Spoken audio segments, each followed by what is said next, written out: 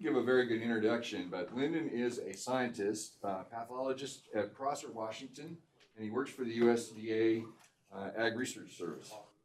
Been there about 12 years. Yeah, coming up on 13 years in February. So it's a privilege to be here and to be part of. Can we go ahead and start? You can sit down if you want. Okay. If you want. I think the shot's better if you sit down. All right. There we go. Is that right? Good morning. It's a privilege to be here and to be able to talk to you a little bit about root rot diseases in pulses. As Todd said, I'm Dr. Lyndon Porter. Been working on pulses for coming up on 13 years here. I'd like to start out by talking about management of some pulse root diseases. I'd like to begin, I'd like to talk about the different management practices that we can use to manage diseases. There's, first of all, I'd like to talk about different management practices that can be used to manage diseases. And the first pictured here with the tractor, there's different cultural practices that can be used. Cultural practices may be planting date, planting depth, tillage practices, row spacing, seed spacing. These are types of cultural practices that can be used.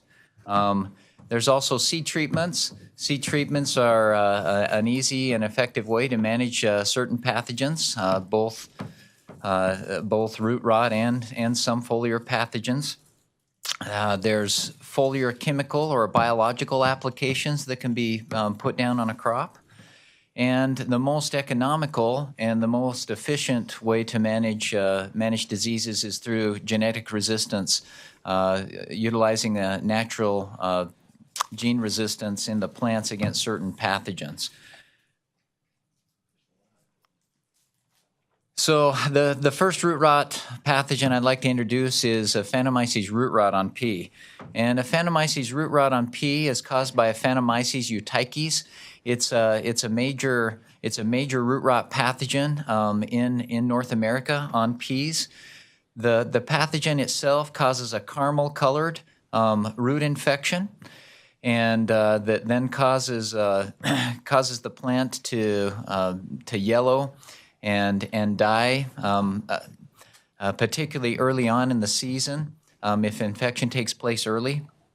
But one of the principal ways to identify Aphanomyces root rot is when you dig up the root system, you see a caramel-colored root. Oftentimes, there's what's called cortical tissue that's on the outside of the taproot here, and that will just erode or slough off, and all you see is the central vascular cord. And as you can see right here in this picture there, the vascular cord that's just left there remaining. You can actually take your index and your thumb and you can strip down that root, and that cortical tissue will just strip right off, oftentimes when it's infected by Aphanomyces root rot, leaving just your vascular cord there to observe. So this is a look more of a pure infection by Aphanomyces root rot. On the left, you have what a healthy pea root system looks like, white, vigorous root growth. And on the right, you see what happens when it's infected by Aphanomyces root rot. Once again, it's a caramel color rot, and it reduces the total root mass. And you can see that it'll also extend up the stem a little bit. And even in the field, you can see it extend just a little bit above the soil line. And it'll be a kind of a clear brown or caramel color to it. Aphanomyces just doesn't infect pea, but it also infects lentil. And this is a look at 4 different lentil cultivars. Pinnell, Brewer, Red Chief, and Pardina. And on the left, with each one of those varieties, is what a healthy root system looks like. And on the right is a root system infected by Aphanomyces root rot. Once again, you see the decline in the root mass, and you see the caramel-colored infection that takes place. And it also in lentil will extend up the stem to a certain level. All right. So one of the ways to try to reduce Aphanomyces root rot is to have a good crop rotation. And I've got pictured up here a number of different pulses. So one important aspect to managing Aphanomyces root rot is to have a crop rotation that doesn't at least a 3-year rotation that in one of those years include in only one of those years is a susceptible crop grown is the ideal rotation. Economics can dictate otherwise for a grower, but in an effort to manage Aphanomyces root rot, we'd like at least a 3-year rotation away from a crop that is susceptible. So once again, lentil up here in the left-hand corner is susceptible to Aphanomyces root rot. Faba bean is a resistant crop. Chickpea is resistant to Aphanomyces root rot. Spring pea is susceptible, and winter pea is also susceptible to Aphanomyces root rot, although winter pea has more innate tolerance to Aphanomyces than does spring pea. So ideally, you wouldn't want to in 3 years of growing, you'd only want lentil or pea once in that rotation before you'd come back to it again, and a cereal in between. So this is a look at a number of different dry pea, a number of different cultivars, mostly dry pea cultivars. This is a look at the resistance of these different cultivars to Aphanomyces, looking at the percent of normal height. And what we find is that all of our dry pea varieties are susceptible to Aphanomyces root rot, as explained before. But there's certain lines. This is a look at 90% of normal plant growth. So this is Whistler, which is a winter pea, Universal, Pacifica, Banner, and Hampton, which is a new variety of green dry pea that's coming out. All of those provided 90 to around 100% of normal plant growth, despite being infected by Aphanomyces. And so there's certain cultivars that do have higher levels of tolerance as far as being able to grow, and compared to other cultivars. For example, on this end, Jenny and Ariel and Greenwood were Jenny and Ariel were only 70% or less of normal plant growth. So this is also looking at these same cultivars infected with Aphanomyces root rot, and taking a look at the percent normal root weight. And there's certain cultivars you can see that Aphanomyces, these are what are called PI accessions. They're not commercial cultivars, but here we have commercial cultivars. Aphanomyces reduced all of the root mass of all commercial cultivars by 30%. Down to 70% of normal. But there's still some varieties that are 60% or greater of normal root mass, and so these are going to provide a greater level of tolerance to Aphanomyces than, for example, Banner and Whistler versus Ariel and Jenny and Cruiser down on this end. So the cultivar does matter as far as tolerance. As I said, there's no resistance in dry pea to Aphanomyces. So this is switching to lentil, taking a look at different lentil cultivars. The bad news about lentil is that they seem to be even more susceptible to Aphanomyces than pea. This is on a severity scale from 0 to 5, with 5 being the most severe, and this is a list of a bunch of different lentil cultivars.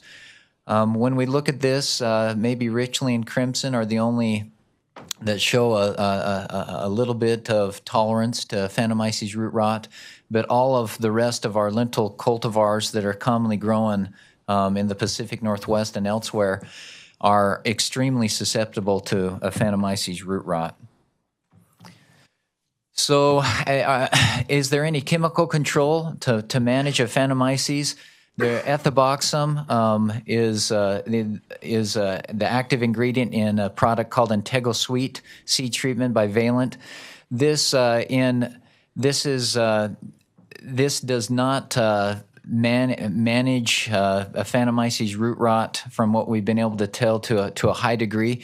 It does slow down the development of the disease, but it also depends on the disease pressure and how well the environment is supporting the development of the pathogen, the disease.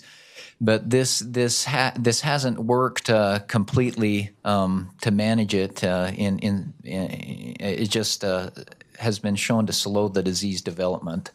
Phosphorus acid has also been researched, and once again, it doesn't completely inhibit or manage the disease to a sufficient degree, although it does seem to slow down the progression of the disease. So I'm going to switch gears away from Phantomyces root rot, and we'll talk about Fusarium root rot. This is a look at Fusarium root rot on dry pea. This forms a black lesion on the root system, dark and black lesion. It tends to begin the infection for Fusarium root rot tends to begin at the seed attachment area. And then spread down through the root system. This is just an up-close picture of side by side of a healthy root and an infected root. Oftentimes, you can actually take these black roots and you can scrape that black infection can actually scrape right off, and you'll have healthy-looking tissue underneath. And healthy vascular tissue. So it really is confined to that outer cortex. And that's why, despite it looking terrible, oftentimes you can still have healthy-looking and growing pea plants. So one of the ways to manage Fusarium root rot is to minimize soil compaction. It's important that when we roll the peas or roll the soil for production harvest purposes, that we minimize compacting that soil and compacting it when the soil moisture is too high. Now that can be difficult with trying to get everything done, but nevertheless, you're trying to minimize soil compaction. Why minimize soil compaction? It reduces or slows plant emergence. It restricts root development and growth. It lowers the oxygen in the root zone. It restricts water percolation. And it also favors Pythium root rot and other soil pathogens that form this root rot complex along with Fusarium. And it may promote the buildup of the pathogen over time as you favor the development of the pathogen and the survival spores that are put back into the soil. So the main thing about soil compaction is it stresses the plant, and a stressed plant is more susceptible to infection by Fusarium root rot. As far as seed treatments, there's some work done by Dr. Julie Pashy at North Dakota State in some field trials up there. They were able to show that Apron Max seed treatment, which contains the Apron doesn't manage the Fusarium, but the Max is fludeoxonil, and it was providing some protection and significantly improving root health and protecting against Fusarium root rot across multiple trials. So as far as genetic resistance to Fusarium root rot, there's two main root rot pathogens that we've been looking at, Fusarium solani and Fusarium avinaceum, and we looked at the ability of a number of different poults, a green dry pea, a yellow dry pea, Austrian winter pea, looked at a few fresh green peas, and looked at some yellow winter dry peas, and took a look at the resistance of these different varieties to these particular Fusarium pathogens.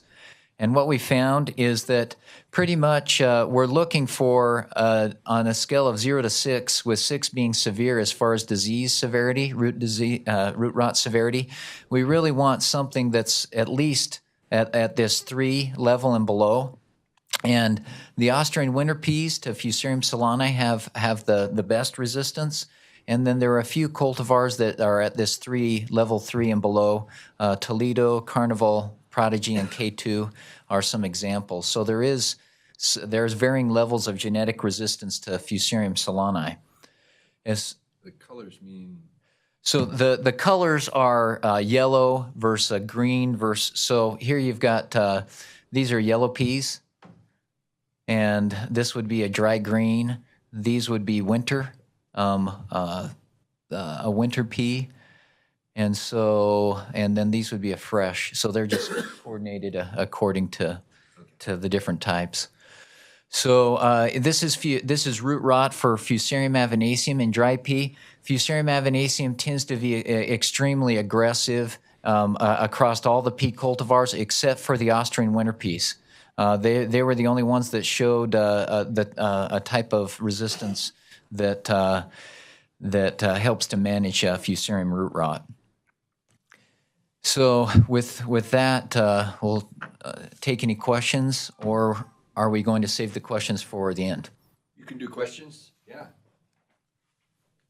Any questions? We talked about a lot of stuff. You know, the Aphanomyces is pretty deadly, it looks like. When you talk about lentils, and you had a 3.9 on this scale or something like that, what does that mean? Does it live for 2 days or something? That is still highly susceptible infection. So basically, right now we don't have real genetic resistance in our lentils, and need to improve the genetic resistance. Is there sources? I've done some research, and there's some good sources out of Iran that have genetic resistance. I didn't go collect those, no. But I've provided those to some researchers up in Canada where they have some good Aphanomyces problems up there, and they've got them in their breeding program, and they're taking a look at trying to integrate this type of resistance into lentil.